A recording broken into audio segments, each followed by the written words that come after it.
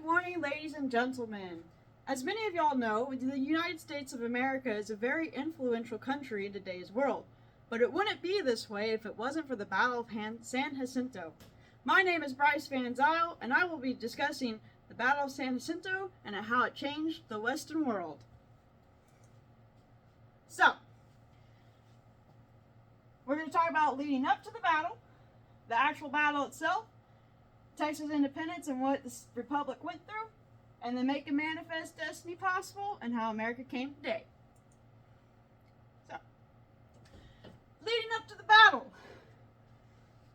Texas wants independence for multiple reasons. Due to time constraints, we're not going to really get into it today, but just know there's a lot of reasons. First battle was Gonzales. That's actually where the come and take it flag is from. Fun fact, that cannon was not very big. That battle started because of a cannon. No joke about this big. I've seen it in person. It is small. So that is what started Texas Revolution officially, and it started in October of 1835. A couple months later in February, we have the well-known Alamo Battle, a 13-day siege.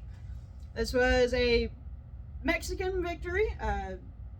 Santa Anna got control of the Alamo because we only had about 280 Texas troops in there, but we held them off pretty good. It took 3 rounds of them going until we kicked the bucket. The next one, which happened about 2 weeks later, was the Goliad Massacre. So the lieutenant that was in charge of one of the Texas troop regiments went and surrendered to a Mexican commander. He said he would not kill the Texas soldiers. Well, that was a lie. They went to Goliad, they lined them up, Mexican soldiers shot every single one of them. That's why we call it the Goliad Massacre. And if you ever see that flag with the arm, with the red arm and the sword with the blood coming off, that's the Goliad Massacre flag. So, after these 2 events, Sam Houston, which was one of the main leaders of the Texas Revolution, he wanted to retreat. He needed to get a plan together. His troops were actually not liking him at the time. There was a lot of tension between him and the rest of the leadership as well. So he started going eastward towards Louisiana. And that's where we get to San Jacinto. So, it's April 20th, 1836. They're going towards Houston. They're going towards Louisiana. The Texas troops come across the bridge, which is good that they got there before the Mexican troops did, because this is an important bridge. Texas troops destroyed this bridge so they could the Mexican soldiers couldn't get supplies through. However, the same day, Santa Anna actually knows where the Texas troops are. This is a disaster. This is against all odds. Texas troops, they're surrounded. They're way outnumbered. Leadership is crazy. No one really knows who to trust. Morale is low. But you know what? We're going to try. Next day, April 21st. So Santa Anna, all throughout the night, thought the Texas troops, the Texans were going to attack him during the middle of the night. Well, that didn't happen. So Santa Anna is going, well, if they weren't going to attack then we're fine. We're fine. So the morning was relatively peaceful. No fighting. Nothing happened. 4:30 p.m. on that same day, Texas troops come up to Santa Anna's base. Well, Santa Anna and his troops decided it was nap time. Have you heard about that siesta? They were taking a siesta. Battle rang out. Remember the Alamo, remember Goliad, is what they shouted on their way to defeat the Mexican army. The battle lasted 18 minutes. So at 4:48 p.m. on April 21st, the battle was over. Mexican troops surrendered. We didn't actually know where Santa Anna was. We thought, okay, he got away. Turns out he didn't. Santa Anna was dressed as a regular soldier, and as he was walking by, one of the soldiers in the Mexican army went, "El Capitano, El Capitano."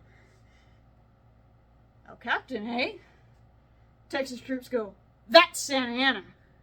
We have Santa Anna. We have the president of Mexico. We just won this war.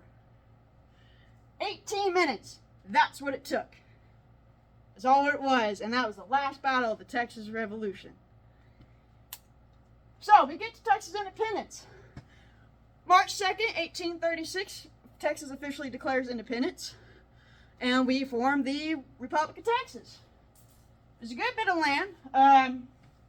As you can see, a lot of it actually was part of Mexico, New Mexico, a little bit of Oklahoma, all the way up to Colorado, in fact. So Texas actually used to be a lot bigger. I know it's hard to imagine, but it was.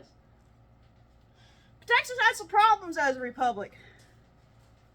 One, we were drowning in debt. Wars aren't cheap, because we did help, America at the time did help us. I mean, where Davy Crockett came from, and a lot of the states helped us, and troops came over and they helped give supplies to Texas because they knew, you know, independence was important. Like America, you know, fought for their independence. So yeah. But Texas is drowning in debt. The 3 presidents that we had, we knew this. It was bad. But what really also is bad is we needed military protection. Badly. Because Mexico was about to go to war with us potentially once again. And we weren't sure if we were going to win because of debt and the lack of people. And also at this time, at the end of the Texas Republic, leadership was kind of shaky. So, that brings us